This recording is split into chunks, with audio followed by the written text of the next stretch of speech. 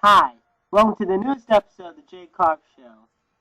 So there's only two topics really I'm going to talk about in this episode, but they're two big ones. The first one I'm going to talk about is Ray Lewis. Ray Lewis announced just last week that after 17 years in the league, he's retiring from the NFL.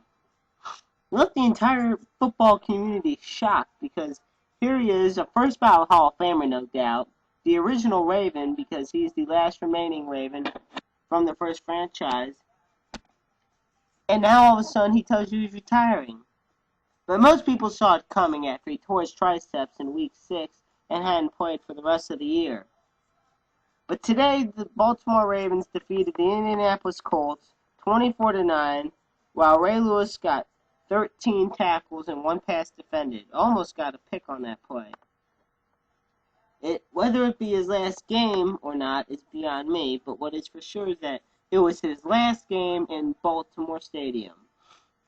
And he went out with a bang, no doubt. Coming out on the last play with a kneel down, but doing his infamous dance, or I should say famous dance, whichever depends whether you're a Steeler fan or not. I, of course, am not. I'm a Ravens. Well, Browns and Rams, but that's not the point. The point is, whatever team you're a fan of, it's sad to see this guy go. I mean, every year there's always players who retire. It's just a part of the game. Everybody can't stay in forever, as much as Brett Favre tried to.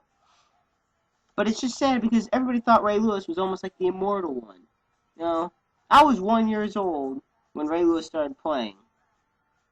And I'm 17 now, so seeing him retire is just weird because I'm so used to seeing him play. But after 13 Pro Bowls and 2 Defensive Player of the Year awards, 37 years old, Ray Lewis figured it was time. And I respect it. It was a career well done. Next week they play the Denver Broncos in the divisional round of the playoffs. But you know that everyone's going to be pulling for them Ravens now. They all want to see Lewis get one more Super Bowl ring. And I guarantee you that everyone feels bad for Billy Cundiff feels bad because he missed that kick that could have brought them to another Super Bowl for Ray Lewis. Not the case. But the point is, he's retiring. He's not going to come back. It's sad. But like I said, he's going to be a first ballot Hall of Famer, no doubt. He deserves it. So I want to say, Ray Lewis is an inspiration of mine. I just got to say, Ray, congratulations, 17 hard-fought years. Stuck with one team his whole career, and you don't see that very often anymore. And Ravens defense, believe it or not, ranked 17th in the league this year in total defense. However, they still had a lot of disruptive playmakers. Terrell Suggs, Ed Reed, Hoagie Nada. They were all still there, even when Lewis wasn't. All I know is that Ray Lewis's career, as announced last week, is going to end when this season ends. And now support for the Ravens to win the Super Bowl has jumped up a lot. But rightfully so. Next up on the J-Karp Show, the only other topic I want to talk about is the BCS Title game. It's going to be featuring Alabama and Notre Dame. Yes, Notre Dame, that preseason nobody that was completely unranked and forgotten about. But now everybody's jumping on their bandwagon. Personally, I know true Notre Dame fans, and I know the bandwagon fans. And they're easily distinguishable. But right now, I'm going to give you just some quick little facts that you need to know about the game. At least the teams in it.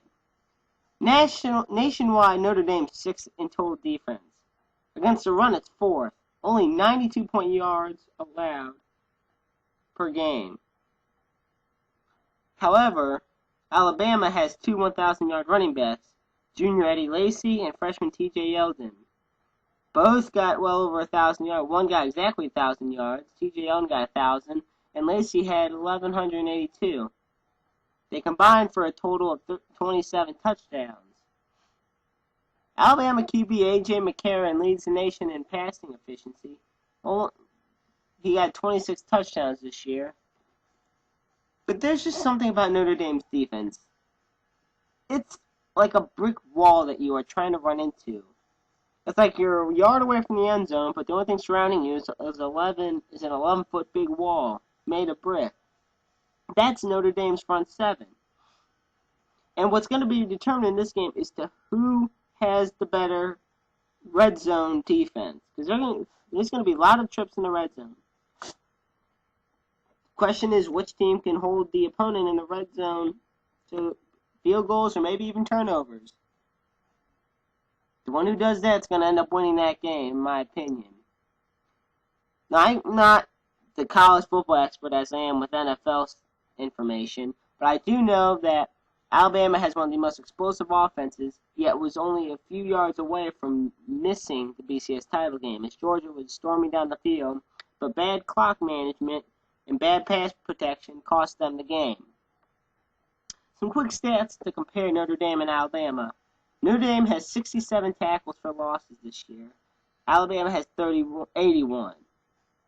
Notre Dame allows about 40 more yards than Alabama does, and about 0.5 more yards per play than Alabama does.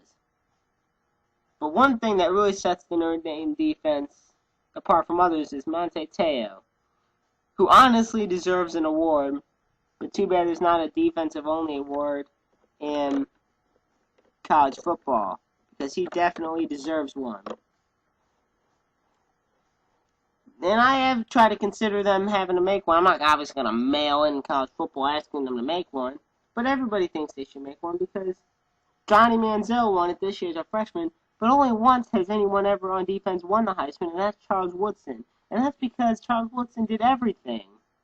He pretty much did. Manti Te'o deserves an award, many awards for defense, because I believe defensive players get overlooked a lot in college football. They're just known as the cheap shots and the hard hitters, so basically the Pittsburgh Steelers. But people don't really give them enough credit where credit is due, like Sheldon Richardson. Very good defensive tackle. Don't hear much about him. The only reason most people here do is because he goes to Mizzou. Bottom line is, defensive players in college football deserve just as much credit as offensive players do, and their own separate award equivalent to the Heisman. Now, as for special teams, Alabama doesn't get field goals much. They get touchdowns, and that's what Notre Dame has to realize. But they have to stop Alabama because they're going to keep going for touchdowns no matter what. Now, senior Jeremy Shelley's a perfect on 11 attempts inside 40 yards, and junior Cade Foster has made 3 of 5 beyond 50. Freshman Cyrus Jones averages 25 yards on kicks, which is pretty decent in college football at least. This game is going to come down to a lot of things. One, though, that also, besides defense, that will separate teams, is consistent drives and time of possession. Now, not always the team that has the ball the most wins the game. Like in the Super Bowl, the Rams-Titans had the ball way more than the Rams, but the Rams won. But in this case, the team that has time possession could very well win this game. Due to the fact that Alabama is known for putting up very good drives, Notre Dame is good at stopping them. It's going to be a really hard game. It's basically the irresistible force meeting the immovable object, to bring back a WWF reference. But I'll tell you one thing that really gets me a little agitated. The Southeastern Conference, SEC, every year is predicted and expected to be this group among groups, the conference that can't be beaten. Like the Patriots of 07, the conference that no one can beat. It's like anyone who faces them automatically loses. Well, believe it or not, this year, in the bowl season, they're only 5-3. Newcomers who are very lesser known, Vanderbilt, Ole Miss, and Texas A&M, bailed out the conference. Louisville thumped Florida in the Sugar Bowl, and LSU couldn't even hold off Clemson. And against Michigan, South Carolina survived on a backup QB's final seconds heave. Therein lies the debate. The SEC wins bowl games and championships, but they hardly ever play a true road game, let alone one in the postseason. Honestly, it's hard to analyze this type of game because there's so much that distinguishes these two teams, both Alabama and Notre Dame. But Notre Dame, honestly, is the underdog despite their ranking because they were unranked in the entire preseason. No one expected them to even be in the bowl game, let alone the BCS title game. And one thing I like about college football is how one game can determine an entire team's seeding. Kansas State was the top contender to be in the title game, for the national title game, but one loss, and bam, one loss to Baylor, and there goes their #1 ranking and everything. This is going to be one interesting game. Honestly, one a lot more interesting than in the past.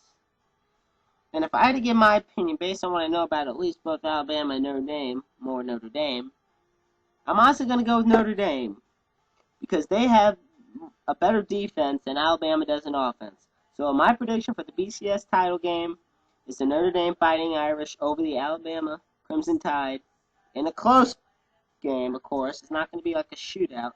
A shutout, where Notre Dame's just going to stomp Alabama. It's going to be a close one. And honestly, it could be a shootout. But I don't see that happening. I foresee it being a low-scoring contest just because of the hard defense Notre Dame has. Regardless, it's going to be a good game, but I'm going with Notre Dame. Thanks for tuning in to this new episode of the J-Karp Show. I'll catch you later.